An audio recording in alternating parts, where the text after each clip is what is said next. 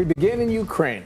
The UN reports more than 5 million refugees have fled the country since the start of the conflict. And today, the mayor of Mariupol is calling on residents to evacuate along a humanitarian corridor agreed upon with Russia. But Russian forces are attempting to advance toward the city of Zaporizhzhia, which is on a route that forms part of the corridor. Tens of thousands of civilians remain in Mariupol.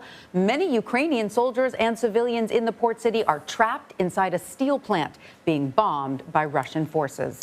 Russia has confirmed a new phase in its invasion that has begun in the east. The country's foreign minister says the goal is to achieve, quote, full liberation of the Donetsk and Luhansk republics. Joining us now from Kyiv is CBS News foreign correspondent Chris Livesay.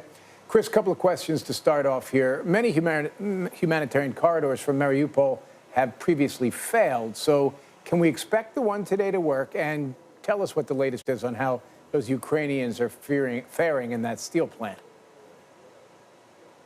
Yeah, that's a great question about being able to trust these humanitarian corridors actually being protected and honored by the Russian military. So Reuters is reporting that dozens of civilians have been able to board a small convoy of buses and flee the city of Mariupol.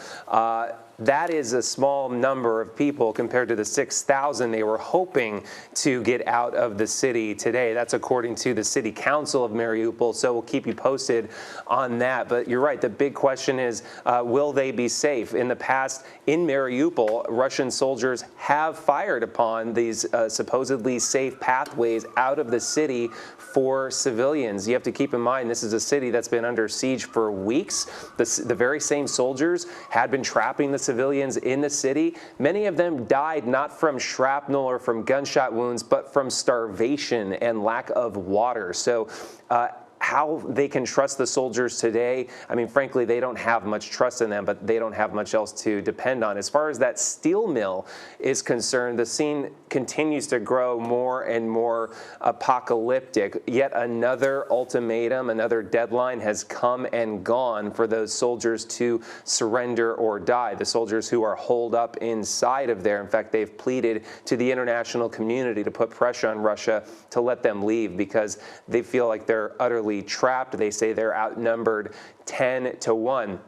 Once again, there's an example of Ukrainian soldiers having no reason to trust the Russian soldiers who keep giving them these ultimatums, telling them that they could leave and they'll survive. But again, considering how they've been treated in the past, they have absolutely no reason to trust them. What a horrible and harrowing situation to be in. And Chris, so this new phase of the war has begun in the east. How are Russian forces faring in those regions?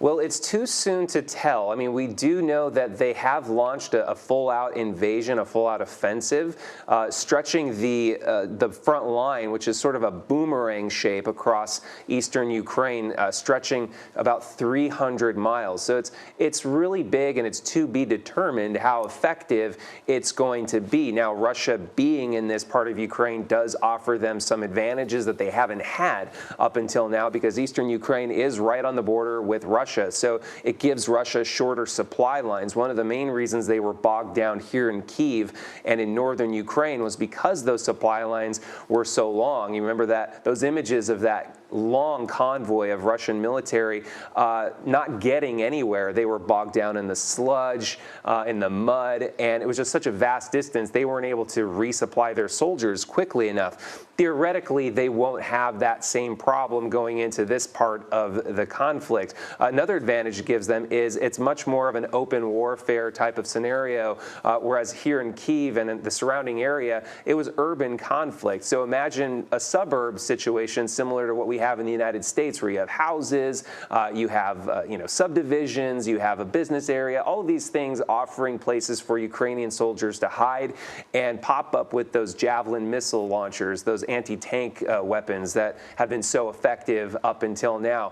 In this part of Ukraine, it's much more of an open warfare situation where you're going to have tanks going head-to-head, heavy artillery, all of which Russia has much, much more of. Nevertheless, U.S. We're told by sources at the Pentagon that the maintenance of their vehicles, it shows no sign of being any better than it was when they used those same vehicles that had been poorly maintained going into Kyiv in the earlier weeks of the war. So it could very well be the case that we're giving the Russians too much credit and overestimating their might. So it's something that we're simply going to have to wait and see. Whereas the Ukrainian soldiers, especially in eastern Ukraine, they've been dug in deep there since 2014 when the Russian army supported a separatist movement there. And these are some of Ukraine's best fighters. And as I mentioned, they've been getting resupplied by NATO allies and the United States with more and more heavy artillery. Not as much as they like. President Volodymyr Zelensky of Ukraine says we need more and more, and he said he's had to repeat himself so many times now, he's starting to feel like Bill Murray in Groundhog's Day. But it's definitely a big fight, head-to-head combat, Ukraine says, the likes of which we haven't seen since World War II. All right, Chris Livesay reporting for us from Kyiv. Thank you very much.